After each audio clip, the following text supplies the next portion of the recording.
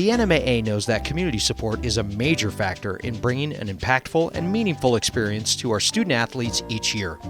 In recognition of that support, the NMAA would like to thank TLC for their valued sponsorship of the 2019-2020 preseason video. TLC is proud to be a supporter of NMAA. At TLC, our core values are honesty, hard work, respect, compassion, and consistency. These core values are foundational for TLC.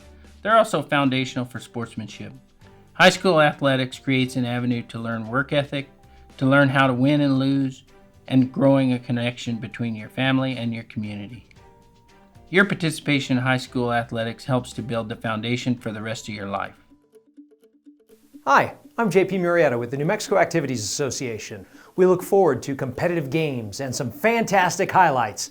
But what we really want to see more than anything else is students competing with class. Compete with Class is New Mexico's sportsmanship initiative.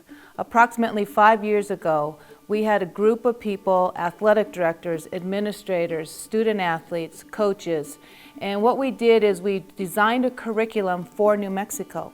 And within that curriculum, we have 3 pillars: respect, integrity, and responsibility. I think a big part of Compete with Class is staying in your lane and knowing that there are so many different roles within education-based athletics. There's the player, there's the coach, there's the administrator, there's the spectator, there's the official. There are so many different people that are involved in that process.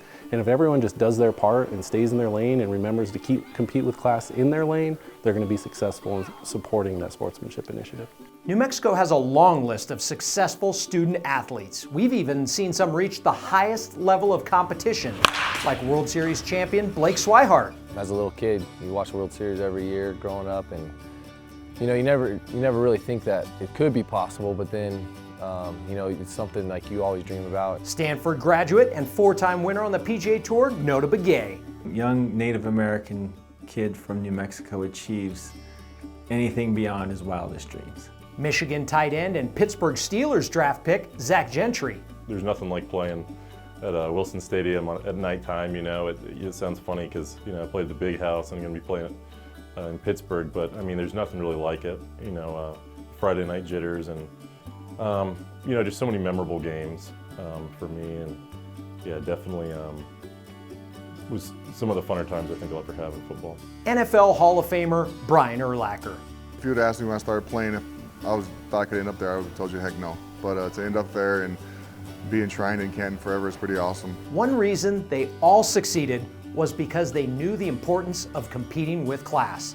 Winning was just a byproduct of doing things right, and doing things right includes being a good sport. The simple definition of sportsmanship would be being a good person while you're competing. Showing respect for not only the game, but your opponents, the officials, everyone that's involved in the contest, just doing the right thing. Competing with class also includes social media. What you tweet, retweet, post, like, or reply to can have a big impact on someone. Even when you retweet something, you are endorsing it. It's the same as if you said it yourself. People you could influence can see it. Your future college or employer can read it. Put some thought into who you are following and what you are posting. Competing with class also applies to how you treat officials. We are at a critical shortage of officials. The negative comments directed at these men and women are keeping quality individuals away from officiating. A large group of young officials give it up after a year or two because they are tired of getting yelled at. You really just need to have really thick skin. Yeah.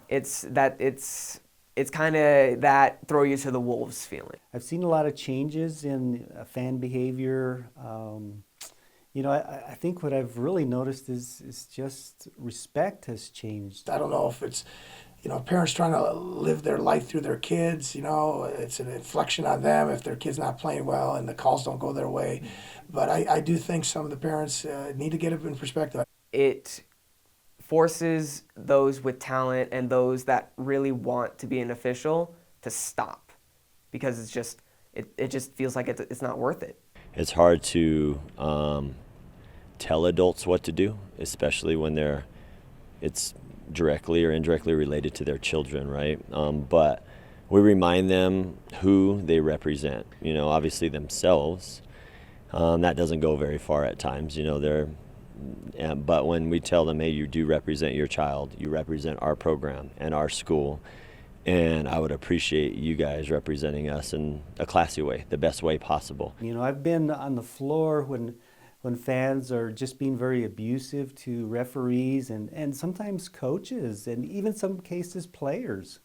It's embarrassing. I've seen some of the kids just kind of know that that's their parents or their uncles or aunts, and they're embarrassed. I think a big part of teaching these kids is they need to learn respect to authority, and there's authorities in our life, whether it's a teacher or a parent or an official. It's not that fun when no one is nice. Once in a while, you might get on an official and complain a little bit, but that's my job as a coach, and hopefully we do it respectfully. But sometimes, I'll yell at the officials just like any other coach, but, I want to treat them with respect because they're a big part of the game. Until people take accountability for what they are doing, they're just going to continue to do it. At the end of the day, this is a high school basketball game. This is for our kids. We do need parent support and involvement.